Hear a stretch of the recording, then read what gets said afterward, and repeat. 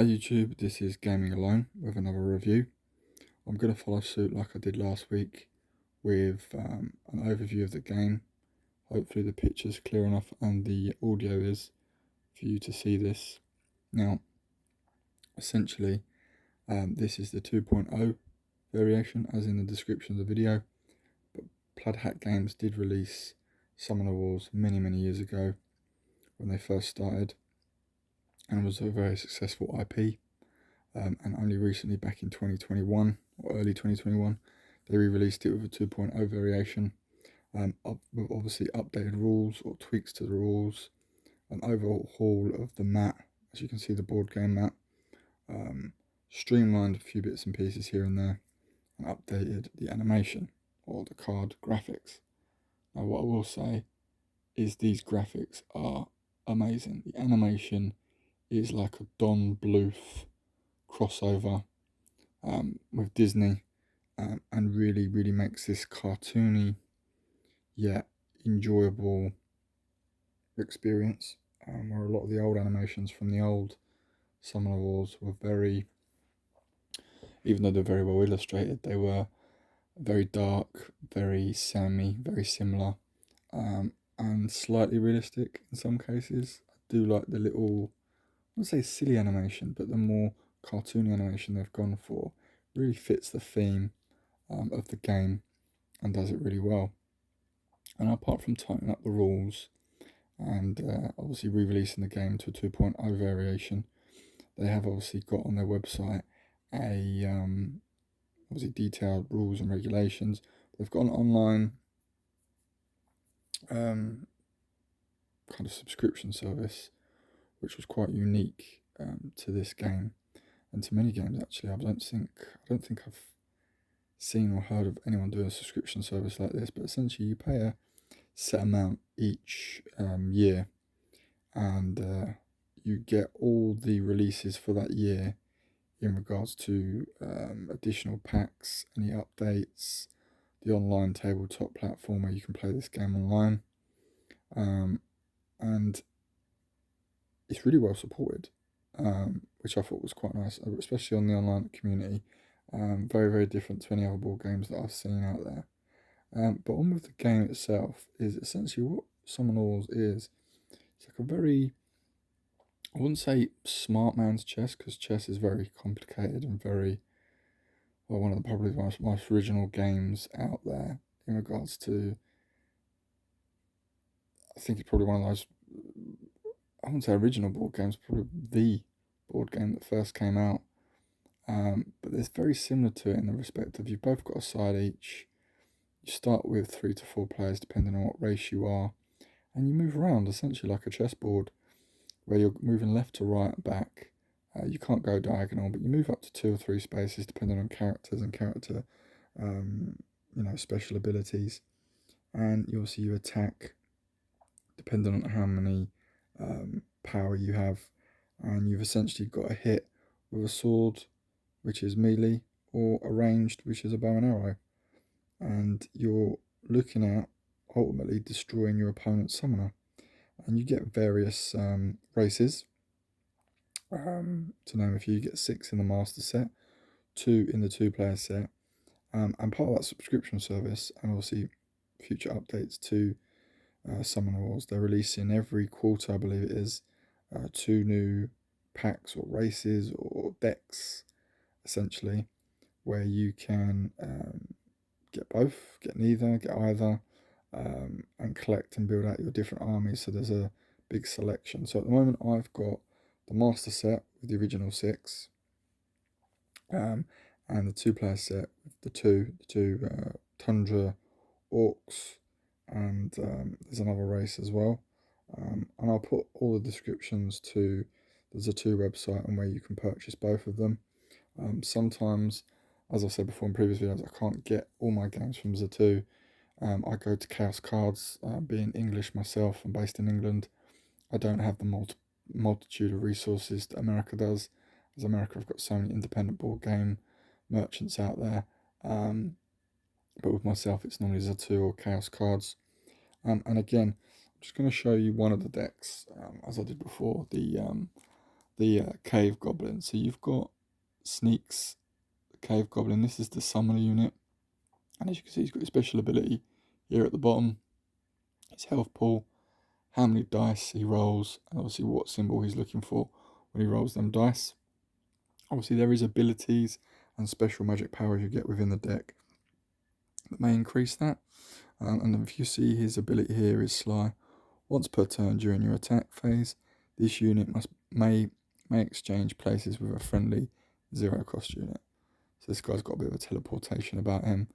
And again, all the races have unique abilities like this, but they're all vastly different. But the fantastic thing about it is they're all really well balanced.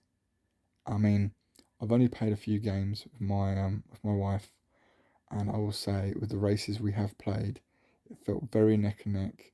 It was kind of down to our own initiative, know-how and knowledge of the cards that really put us ahead in the games. It wasn't actually the cards themselves. But just give you a bit of an overview. So that's the summoner. And obviously he gets four units or 4 champions. So you've got Blarf, Smeg,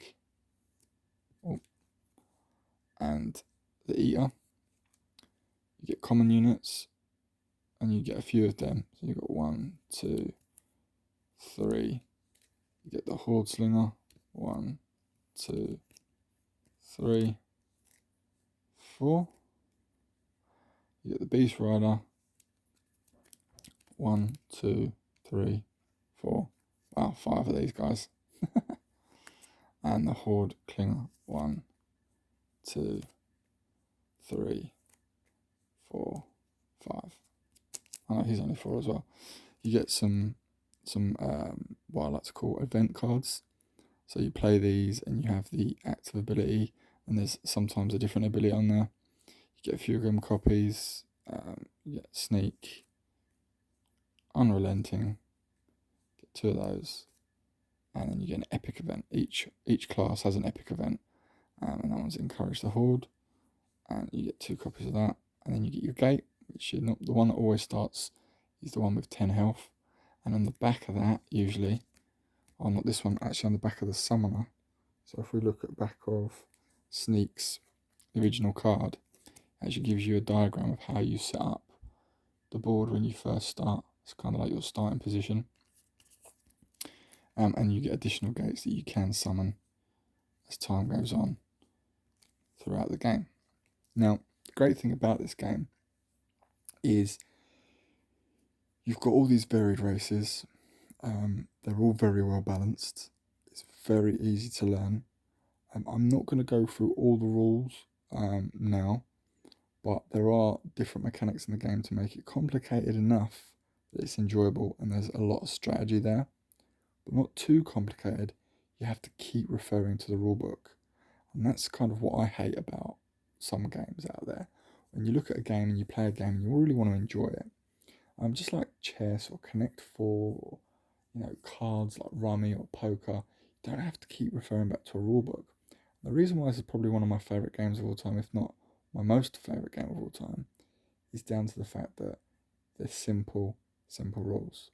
So, just to give you a bit of an overview, or a basic overview of the rules, you get 5 cards. As each turn rolls around, you draw up to 5 cards, regardless of how many cards are in your hand. You use magic to summon the card, summon the walls, and obviously the cost of their magic, of how you summon them, is here on the left. So this is 0 cost, so I can play him, which is fantastic and doesn't cost me a penny. But if you want to use magic to summon cards, some cards do cost magic to summon, and you can either gain that magic by defeating an opponent, which gives you 1 magic, or discarding a card. That gives you another additional magic. And when you get the right amount of magic that you need, you summon the card. Then you move, then you build. If you want to build a gate, then you attack the opposing player, use any magic, and then you draw up to your 5 cards again. That's it. Very simple, very easy. You do roll some dice that have been updated, and I'll just show you the dice here. So these are the red dice, and again, these have a few more things on them. So if you see on there, you've got the sword, which is your melee attack, the bow and arrow, which is your ranged, and there's kind of like a lightning bolt or some sort of bolt on there. And what that essentially does, that bolt, is it is used for other mechanisms within the game. One of them being boost. And again, if you want to look at the description or more details into that, you can do so online. I'll put in the description a link to Watch It Played, where they do a great detailed review of how to play the game. But I wanted to give you my overall thoughts of this game, a little bit of an unboxing. There are other races, like I said, within the box. I'm not going to show you all the cards because it will spoil it for you, but you can see these online. So you've got Red Talus. He's kind of like the big bad guy of the whole internal story. And there is an internal story if you read the rule book at the beginning. It gives you some flavour text. Not much, but enough to give you a bit of an idea of what this world is. You get the Polar Dwarves, which are pretty cool, all based around ice. And you get 3 other races in the master set. But the 2-player set, you get the Phoenix Elves, which I thought were pretty cool, based around fire, and the Tundra Orcs.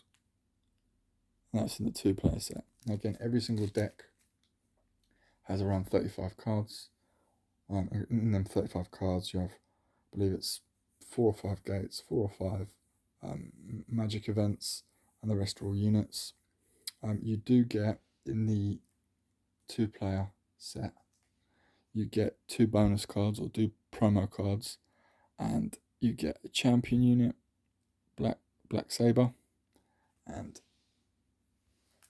this one, which is a rat, which I thought was pretty cool, Khan Queso. Now if you look on the right hand side, they actually say mercenary, they actually say which faction they're from, because there is a little bit, only small, of deck building in this game. Now you can do the deck building if you want, mix units, you can mix races with each other, as long as they follow the 3 symbols, or have one of the 3 symbols. So if you look on this card here, you've got that symbol there, or if you look at, best to look at the actual unit itself. So if you look here, she's got a set of axes, some sort of cog, and then a water tier. If you've got another race or another unit or another army that have them symbols on it, you can mix and match. And in the original Summoner Wars 1.0, they did do like a mix and match set towards the end of their life cycle of releasing games. So you could have like the cave elves, which mixed obviously the dwarves and the elves, and there was a lot of mixing around. But what you can do is you can build your own deck in these in this version, and you can mix and match it yourself. And these 2 promo cards, as I showed you here, come with the 2-player set with the Tundra Orcs and the Phoenix Elves. There are other promo cards that you get, but they're only exclusive to the subscription with Playhat Games. So when you get the next bunch of releases, which are the cloaks and the I want to say birds, but I can't remember the name of the race. They come with a promo card, and there is another set to come out in a couple of weeks, which is the Fungal Dwarves and the Mystic Elves. I wouldn't say Mystic Elves, there is a name for them, and they come with a promo card as well, but only if you're doing the subscription. If you're not doing the subscription, you're just buying these off the shelf, you unfortunately don't get the promo cards. But again, like I said, very, very, very good game.